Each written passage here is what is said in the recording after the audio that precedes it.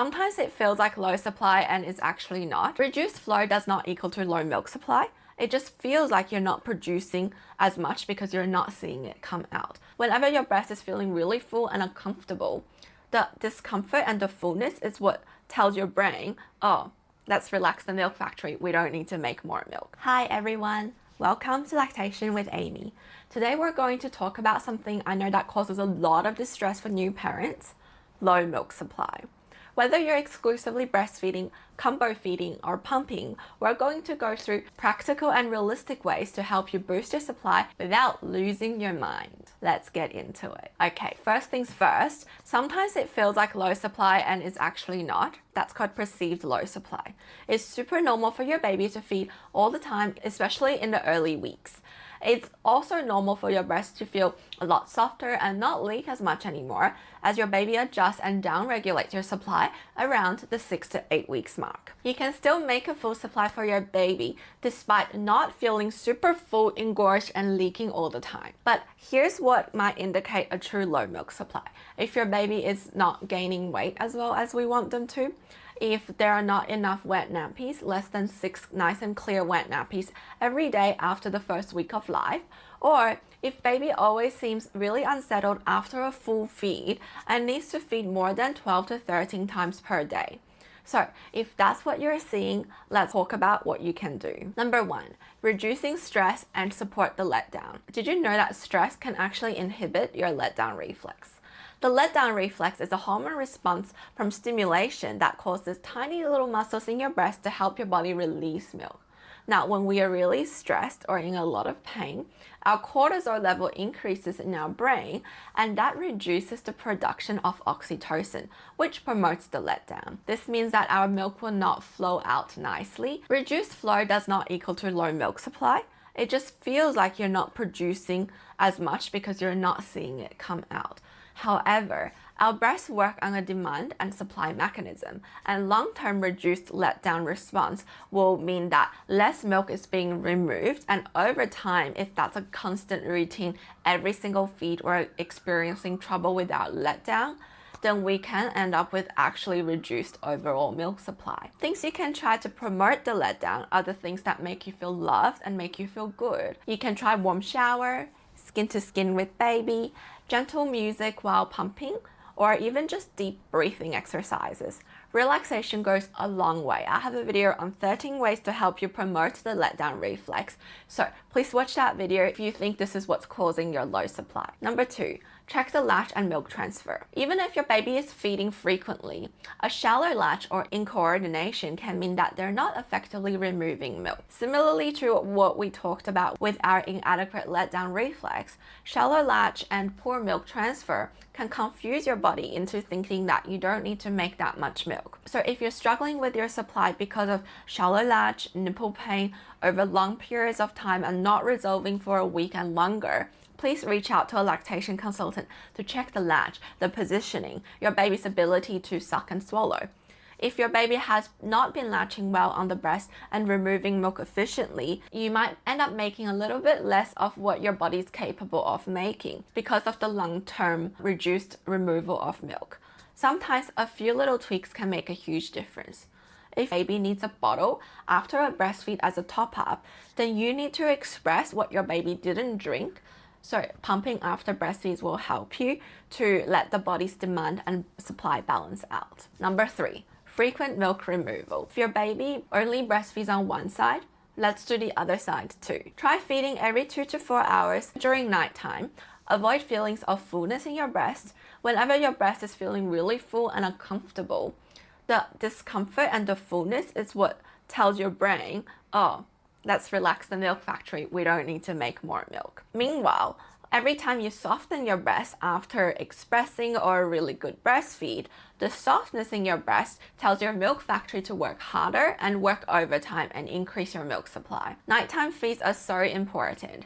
If your baby is sleeping more than 4 hours at night and you're having trouble waking baby up and you need to increase your milk supply, I would set an alarm and express at night to soften our breast and prevent waking up feeling really full and uncomfortable in the morning. Your milk making hormone prolactin is also higher at night. If your baby is less than 6 weeks old, you may see a difference by expressing for about 10 to 15 minutes after breastfeeds to remove what the baby did not drink.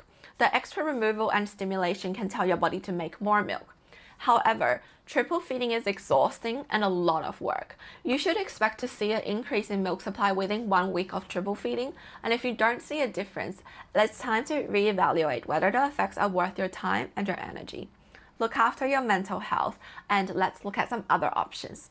If your baby is 6 to 8 weeks and older, let's try switch feeding and increase your breastfeeding frequency. What switch feeding refers to is that usually you might breastfeed your baby on one side and then offer the other side.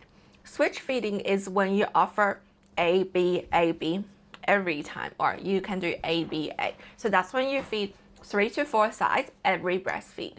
The goal of switch feeding is to keep the baby more alert and encourage more nutritive suck. And as you know, if there's more nutritive sucking, there's more milk being removed and more milk made. You're right. When we're switch feeding, be mindful that you're not doing this for hours every time, especially if your baby has been lethargic with suboptimal weight gain. A common way I would recommend is that if you usually spend 40 minutes to do one feed by doing 20 minutes on one side and 20 minutes on another, I would put baby on the first side. As soon as the baby's changing their sucking behavior where they're not swallowing and drinking as much, it could be 10 minutes, you take the baby off and offer the other side straight away.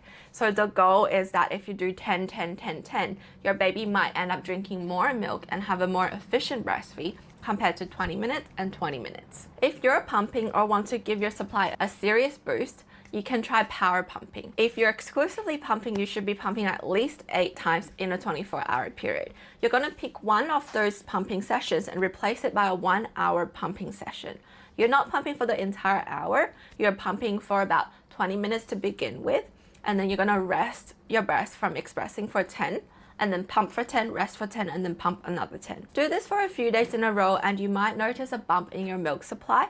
And to check whether you're having an increased milk supply overall, if you're exclusively expressing, we're going to check for the total amount of milk produced in a 24-hour period and compare that number instead of how much you get out per expressing session. Now, please don't forget to take care of yourself. If you're skipping meals or under eating, it can affect your supply. Your body actually burns about 300 to 500 calories per day just by making milk. So we need calorie intake to account for the calorie outtake. Stay hydrated, eat regular balanced meals, and try to rest when you can. Reach out to your family, friends, and close ones, and accept help to clean for you, cook for you, or even just order meal delivery services for you. Let's talk about milk boosting foods, also called galactagogues.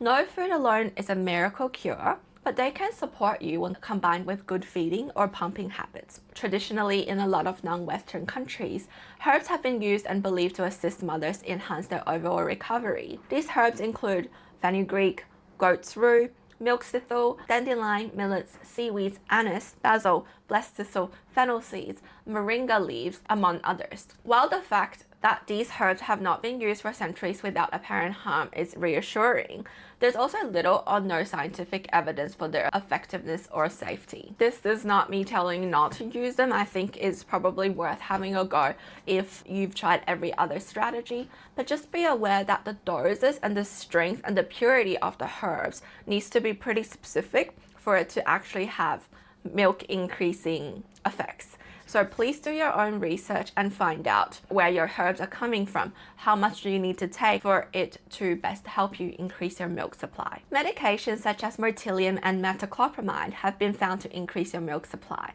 However, there's a list of contraindications for you when taking these medications. I will list a list of contraindications for mirtilium, which is the most commonly used medication in Australia to help you promote your milk supply. So please don't take it if you have one of these conditions. They usually work by increasing your prolactin in your body, which is the hormone that tells your body to make milk. When you're taking mirtilium and you're not breastfeeding or expressing 8 times or more every day, just know that it won't make a significant difference. It's just as important to go through everything else we've talked about before and troubleshoot these things before starting medication or in combination with medication. If you've tried everything and still feel really stuck, please reach out. There are medical reasons such as polycystic ovarian syndrome, thyroid issues, retained placenta, or insufficient glandular tissue that may affect your supply, and they deserve support too. If you think your underlying health conditions is the cause of your low milk supply, I would highly recommend for you to see your GP and maybe even an endocrinologist, because a lot of these conditions affect your hormones, and hormones need to work collaboratively to affect your overall milk production. Your body is working so hard and you're doing such an amazing job whether you're producing drops or ounces of your milk. Remember, breastfeeding isn't just about food.